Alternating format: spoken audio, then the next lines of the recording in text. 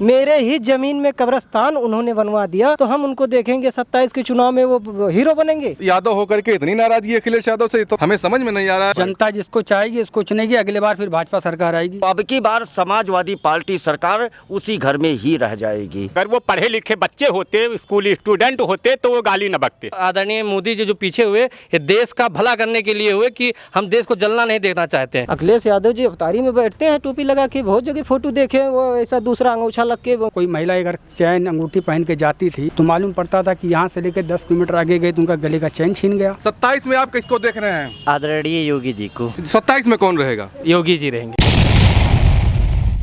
क्या कहेंगे आप? थोड़ा सा आपसे बात कर लें। क्या नाम है आपका? उनको यादव। यादव जी, क्या कहेंगे 27 के चुनाव को, अखिलेश यादव को कैसे देख रहे हैं? हम अखिलेश यादव जी को 27 के चुनाव में जीरो बैलेंस पे देख रहे हैं। यादव ये कह रहा है, यादव ये कह रहे हैं कि मेरे घर के ही सटा, मेरे ही जमीन में कब्रिस्तान उन्होंने बनवा दिया, तो हम उनको देखेंगे 27 के चुनाव में वो हीरो बनेंगे। क्या बात कर रहे हैं? नहीं, बिल्कुल नहीं हम देख सकते, क्योंकि हम चाहते हैं कि उस समय जब वो मुख्यमंत्री 2012 में थे तो उन्होंने सनातन को अगर आगे किया होता तो मैं अपना घर भी दे देता उसी कब्रिस्तान में, क्योंकि वो सनातनी का कुछ बनाते। लेकिन उन्होंने कब्रिस्तान बनवाया आपके घर में, मेरे घर के सामने, मेरे दरवाजे, मेरे मकान के सटा ही पूरा कब्रिस्तान उन्होंने घिरवाया है, पक्की बाउंड्री कराई है। अरे आप यादव थे, उसके बाद भी यादव का बड़ा दबदबा था जब तक अखिलेश यादव थे। मुस्लिम बाहुल क्षेत्र में यादव का दबदबा कहाँ से हो सकता है? वहाँ मुस्लिम बाहुल क्षेत्र है, वहाँ से हजारों वोटों की संख्या है, तो हजारों वोटों की संख्या में यादव को कहाँ दिखाई देता है? यादव सनातनी है, उसको सनातनी में योगी बाबा को याद आया, तो अब 17 में हम सुरक्षित हुए।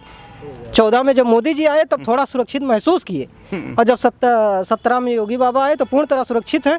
आज हम अपने घर पे अपनी चैन की सांसें से सो सकते हैं, और उस समय 12 के बाद हम लोग एकदम डर में जीते थे, घर पे भी नहीं रहते थे। इतनी नाराजगी यादव होकर के, इतनी नाराजगी अखिलेश यादव से, तो हमें समझ में नहीं आ रहा है। आप सच में यादव हैं? जी, मेरे पास आधार कार्ड है मेरा। क्योंकि आपके ऊपर एक बड़ा आरोप लगेगा, जो अखिलेश यादव वाले यादव हैं कहेंगे ये आप गलत। मेरे पास कोर्ट का एस्टे है उसी जमीन पे जिसपे मेरे यहाँ वो कब्रिस्तान का निर्माण कराए हैं, उससे सटा मेरा जमीन है। देखिए 147 वो 1913 का जमीन है, उसमें मैंने ये कागज निकलवा मुहाफिज खाने से। 147 148 ये सब जमीन की मेरी कागज हैं, इस पे कोर्ट ने एस्टे दिया है। इसके बाद भी मुस्लिम उपद्रव कर रहे हैं। बाबा जी की सरकार होने के बाद भी अभी उन लोग को कुछ सपा के उस समय पे जो अधिकारी हैं बाबा के छवि धूमिल करने के लिए, वो आज भी षड्यंत्र रचते हैं। अच्छा, हाँ, आज भी षड्यंत्र रचते हैं। लेकिन उनको आगे डर है कि कहीं ना कहीं अगर बाबा तक ये बात जाएगी तो हम पूर्ण तरह सुरक्षित निलंबित हो जाएंगे, इसलिए आज हम सुरक्षित हैं, लड़ाई लड़ रहे हैं। तो यादव जी ये बताइए, आज आप जैसे जो आप कह रहे हैं यादव सनातनी है, मैं भी मानता हूं कि यादव से बड़ा सनातनी नहीं कोई है। या ठीक है, ब्राह्मण को माना जाता है या और लोगों को माना, लेकिन यादव जो जिस तरीके से पिछड़े समाज में सबसे बड़ा सनातनी उसको देखा जाता है। लेकिन कहीं ना कहीं अखिलेश यादव को लोग तमाम ऐसी चीज़ें कहते हैं कि वो मुस्लिमों के पक्ष रखते हैं, तो यादव को लोग दूसरे नज़रिए से देखने लगे कि ये तो सनातनी हो ही नहीं सकते। तो कहाँ से, जब आप मुस्लिम का साथ दे रहे हो, आप सनातन धर्म को मान ही नहीं रहे हो, तो आप कहाँ यादव हो? अब नाम रखने से यादव कोई नहीं होता, भगवान को मानने वाला यादव होता है, भगवान का सेवा करने वाला यादव होता है, सनातन का सेवा करने वाला यादव होता है। यादव किधर जाएगा 27 में? यादव बाबा के साथ है। आप वाले यादव के अखिलेश यादव? नहीं, मेरे यादव और अखिलेश की यादव कोई नहीं है। यादव जो है वो श्री कृष्ण का वंशज है, और श्री कृष्ण के वंशज जो हैं वो यादव बाबा के साथ रहेंगे। प्रभु श्री रामचंद्र जी का भव्य मंदिर बन गया, हम आंखों से देख रहे हैं, और श्री कृष्ण जन्मभूमि बनेगा, ये भी हम उम्मीद कर रहे हैं बाबा से। हमको यही चाहिए, खाने का भूख नहीं लगी है कि हमें बाबा से भोजन चाहिए, हमें हमारी सनातन ऊंचा चाहिए, हमारे सनातन पे कोई आँच ना आए, इसलिए हम सुरक्षित हैं।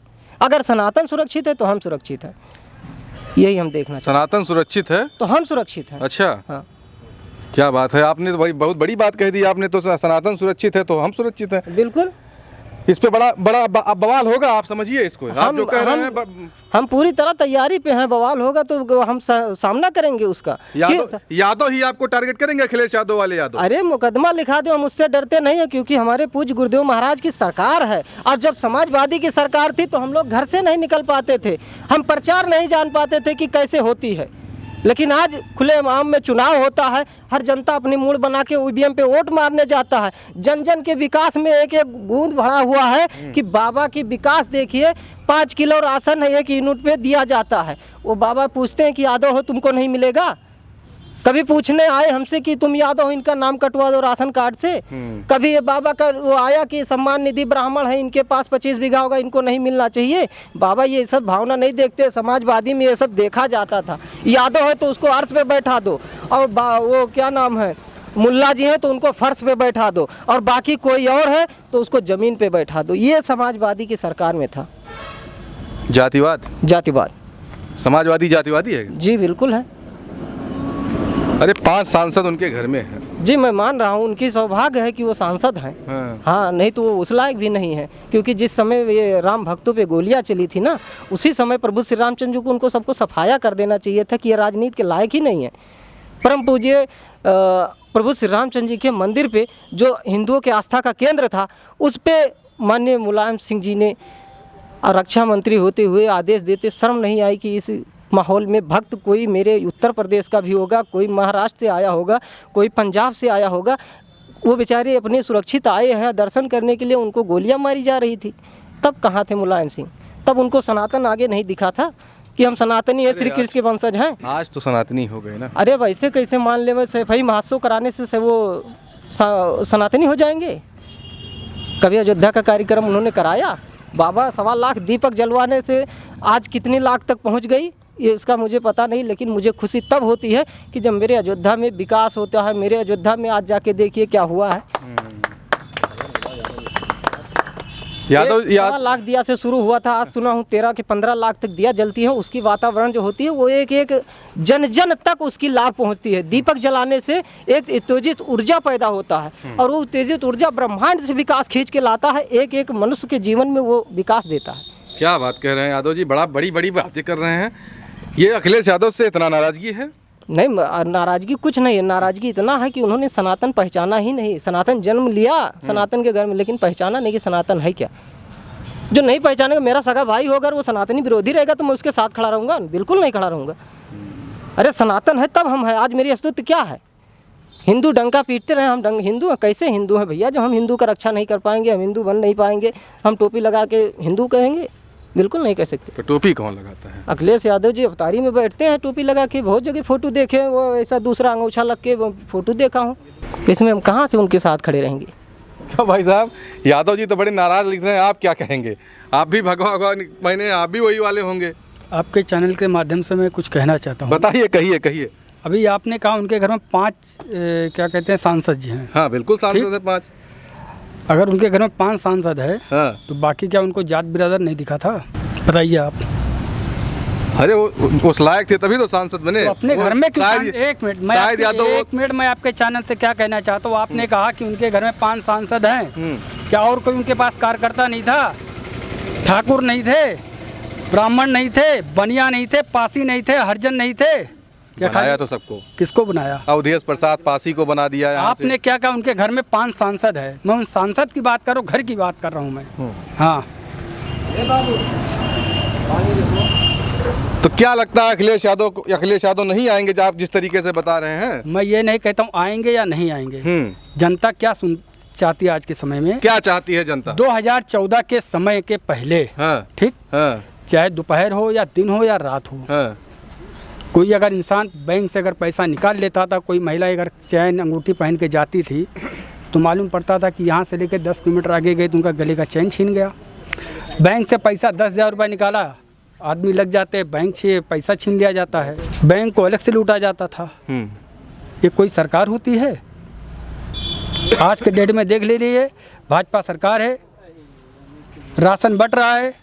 कोई भी 27 में कहाँ देख रहे हैं अखिलेश यादव को? 27 की बात नहीं कर रहा हूँ, प्रेजेंट टाइम की बात कर रहा हूँ मैं। 27 तो अभी बाकी है, 6 महीने की बात। हाँ, तो कहाँ रहेगी भारतीय जनता पार्टी, कहाँ रहेगी समाजवादी पार्टी? जनता जिसको चाहेगी उसको चुनेगी। अगले बार फिर भाजपा सरकार आएगी, पुनः भाजपा। 20। आइए और भी लोगों से करते हैं बात सीधा। और ये बताइए, एक तरफ से एक लोग, सब लोग आ जाइए थोड़ा सा, एक मिनट, हम केवल यही थोड़ा आगे और हो जाइए, इसको थोड़ा सा मैं थोड़ा सा देख लेता हूँ। कुछ और कहेंगे, बताइए कुछ और कहेंगे आप तो भाई साहब। हाँ बताइए, क्या जिस तरीके से योगी आदित्यनाथ पे हम थोड़ा सा रहेंगे। योगी आदित्यनाथ अभी ये बस्ती ज़िला है और बस्ती ज़िले का ये हरैया विधानसभा है। हरैया विधानसभा और कप्तानगंज विधानसभा भी विगत कुछ दिनों पहले योगी आदित्यनाथ का यहाँ पे कार्यक्रम भी था। वो 504 करोड़ का सौगात इसी हरैया और कप्तानगंज विधानसभा मिला करके, मतलब बस्ती को कुल मिला करके देकर गए हैं। इससे क्या लग रहा है कि विकास की रफ्तार तेज होगी यहाँ पे? और नहीं, विकास की रफ्तार तेज नहीं होगी। हाँ। विकास की रफ्तार तेज हो रही है। ये संशय वाली बात नहीं है कि वो 504 करोड़ रुपए वो अगर विकास के लिए दिए हैं, इसके पहले भी बहुत बड़ी बड़ी सौगात दिए हैं। जो आपके हरैया में, आपके कप्तानगंज में, रुधौली में, महादेवा में, सदर में, हर जगह विकास दिख रहा है। समाजवादी पार्टी की सरकार जब हुआ करती थी तो विकास के नाम पर लूटा जा रहा था। वहाँ ठेकेदारों को दिया जाता था और कागज में पूर्ति कर दिया जाता था कि मतलब सारा काम हो चुका है। सीधा इसमें किसको देखा जा रहा है? इसमें इस सरकार में कौन पा रहा है काम? इस सरकार में ठेकेदार नहीं पा रहे हैं। सीधा लाभ किसको हो रहा है? सीधा नहीं, लाभ तो किसी का नहीं हो रहा है। लाभ तो होने की कोई बात ही नहीं है, क्योंकि इसमें जब विकास होना है तो लाभ का कोई मतलब ही नहीं है। सीधा अधिकारियों के जो है खाते में पैसा जाता है और अधिकारियों को बैठा करके उनसे पूछा जाता है कार्य का, ये हमारा कार्यक्रम या ये कार्य कहाँ तक पहुँचा है, और अधिकारी स्वेच्छापूर्वक अपनी बात पूरी रख देते हैं। अभी आपने पूछा है कि अब की बार सपा कहाँ रहेगी, ये सवाल शायद मुझे लगा कि वो जवाब नहीं दे पाए। तो अब की बार समाजवादी पार्टी सरकार उसी घर में ही रह जाएगी। किस घर में? जिस घर में मौके पर आपके 5 सांसद है, परिवारवाद, जो उनका एक परिवारवाद बना हुआ है, उसी परिवारवाद में ही सिमट कर रह जाएगी। सैफई में ही रह जाएगी, बाहर नहीं निकलेगी। सैफई में रह जाएगी। अरे अगली बार तो 37 सीट लेकर आए थे। अब की वही तो मैं कह रहा हूँ, 37 सीट मतलब 37 जिला हो जाता है। वो ठीक है, वो भूल चूक में कहीं हो सकता है मिल गया हो, कुछ लोग गरीब जानकर उनको वोट दे दिए हों, लेकिन अब की 37 नहीं, अब की वो 3.5 वोट नहीं पाएंगे, 3.5 सीट नहीं पाएंगे। क्या कह रहे हैं आप? ये तो बहुत बड़ा आप। कोई बड़ी बात नहीं है, चूँकि पूज्य महाराज जी की सरकार है और हम लोग पूज्य महाराज जी के सेवक हैं और उनका एक एक अंग हम लोग बन करके कार्य कर रहे हैं और क्षेत्र में कर रहे हैं। ऐसा तो संभव नहीं है कि योगी सरकार पुनः ना आए। पछाड़ने पे तो लगा हुआ है पूरा, देखिए कुनबा लगा हुआ है कि कह रहे हैं। नहीं, भारतीय जनता पार्टी खुद परेशान है, वो खुद परेशान है और परेशान होने की ज़रूरत नहीं है। वो निश्चिंत होकर पूज्य महाराज जी जहाँ हैं वहीं पर बैठे रहें। जनता कायदे से आकर के वो उनको वो सरकार की जो उनकी बनाने की लोग की कार्यकर्ताओं में उत्साह है, वो सरकार बनाएगी। ठीक है। अब जंतर मंतर को लेकर के जिस तरीके से वहाँ पे अश्लीलता फैलाएगी, छात्रों का आंदोलन उग्र हुआ, सरकार पीछे हटी। देखिए, ये समाजवादी पार्टी की सुनियोजित कार्यक्रम था और समाजवादी पार्टी के ही लोग थे। समाजवादी पार्टी हर जगह इसलिए कि जंतर मंतर पर ऐसा कोई व्यक्ति नहीं था जो भाजपा के लोग हों। एक सिंगल व्यक्ति भाजपा के लोग नहीं थे। तो छात्र आंदोलन था ना? नहीं, छात्र आंदोलन था। तो छात्र आंदोलन में छात्र लोग थे किसके? सरकार के नहीं थे। अरे तो छात्र कैसे सरकार के थोड़ी होते हैं? छात्र तो छात्र होते हैं। देखिए, अगर हमको बस्ती जाना है और किसी की कमाई, जैसे हमारे पंडित जी की कमाई 200 रुपया है और इनको अगर हमें 1000 दे देंगे तो ये खुद ब खुद हमारे साथ बस्ती चले जाएंगे। ये आरोप है, तो ये आरोप है। देखिए, छात्रों पे आरोप मत लगाइए, क्योंकि छात्रों पे आरोप आप तो सरकार आपकी, अगर आप भाजपा सरकार को अपनी सरकार मान रहे हैं तो एक कदम पीछे हट चुकी है। धर्मेंद्र प्रधान इस्तीफा दे चुके हैं। नरेंद्र मोदी देश के प्रधानमंत्री हैं, वो आकर के रील बनाते हैं। कहीं ना कहीं छात्रों के हित में फैसला उनको लेने में मजबूर किया। छात्रों को तो आगे किया गया, छात्रों को तो आगे किया गया। उनको जो उनको मुद्दा बनाएगा कि छात्र आज जाएंगे, छात्र अपनी बात रखेंगे और अपनी मांग पूरी करने के लिए जो है विवश होंगे। तो छात्रों को तो आगे किया गया। छात्र के पीछे किसका हाथ है ये आपने नहीं देखा। किसका हाथ था बताइए? इसमें कांग्रेस पार्टी की हाथ थी, समाजवादी पार्टी की हाथ थी, आम आदमी पार्टी की हाथ थी। एक चीज़ और देखा गया वहाँ पे कि उस आंदोलन में तमाम ऐसे अश्लील भरे पोस्टर दिखाई दिए, अश्लील भरी गालियां लोगों ने दिया। जम करके। और उन छात्रों से जब पूछा गया तो ये भी वो लोग कहे कि हमारा जन्म सिद्ध अधिकार है ये। नहीं, ठीक है, जन्म सिद्ध अधिकार है उनका, लेकिन किसी भी महापुरुष को गाली देना ये निंदनीय है। हम इस बात को नहीं मानते हैं। कभी छात्र अगर मान ली मांग कर रहा है तो छात्र कभी अमर्यादित भाषा में बात नहीं करेगा। उसको अमर्यादित भाषा में बात करने के लिए मजबूर भी किया गया है।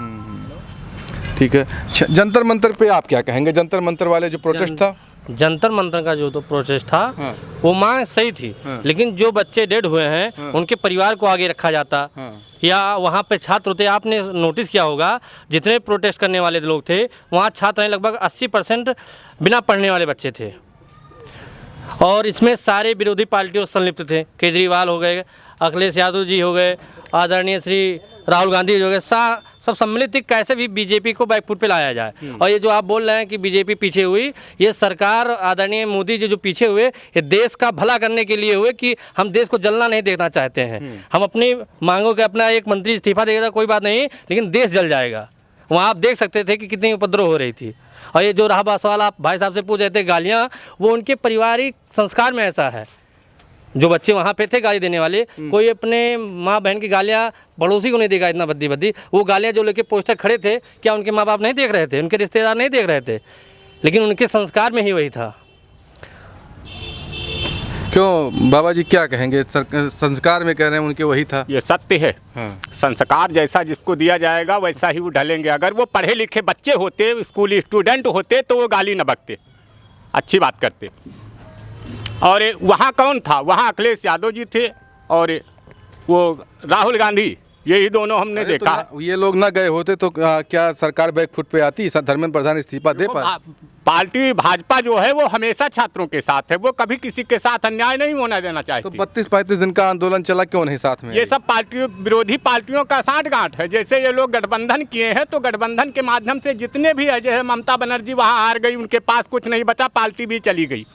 ऐसे ही ठाकरे जी की हाल हुई है, उनकी भी देखा होगा आप लोगों ने कि उनके पास भी कुछ नहीं बचा, यहाँ तक कि उनकी अध्यक्षता भी समाप्त हो गई। तो इन लोगों के पास कुछ नहीं बचा है, केवल बवाल बचा है, बात करने के लिए हल्ला मचाना। विपक्ष का काम है हल्ला मचाना, वो हल्ला मचा रहे हैं। जो कुछ सीला बटोरे पाए जाएं वही में उनके भलाई है, बाकी उनके यहाँ कुछ नहीं है, कुछ नहीं। हाँ ठीक है, जिस तरीके बीजेपी जो है वो सभी धर्म सभी जातियों को लेके चलती है, ना कि एक जाति केवल हिंदू को, सभी जात को राशन देती है, सभी जात के लिए वो देती है 2000 रुपये जो किसान सम्मान निधि है। हाँ। ऐसे ही राहुल गांधी ने कभी कहा था मैं 60,000 रुपये दूंगा। हाँ। वहाँ उनको लगभग कुछ सीट मिल गई, बिहार की पिछले चुनाव की बात है। हाँ।